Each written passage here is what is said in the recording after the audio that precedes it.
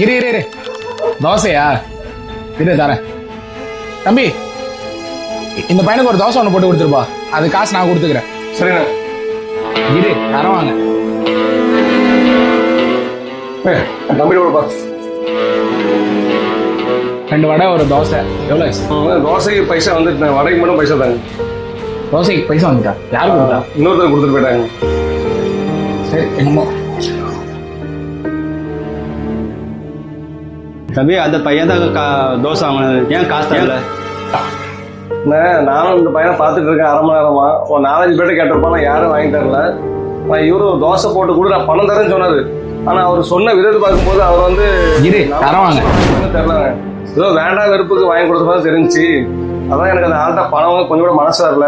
எவனும் சொல்லிருப்பான் நினைக்கிறேன், கஷ்டப்பட்டவங்களுக்கு ஹெல்ப் பண்ணா புண்ணியம் கிடைக்கும். ஆனா அவனுக்கு எது தெரியல, நம்ம மனசால பண்ணணும். அவன் ஏதோ வேண்டாம் வெறுப்புக்கு பண்ண மாதிரி பண்ணிட்டு போறான். அப்படி அவன் புண்ணியத்தை சேர்த்து என்ன பண்ண போறான்?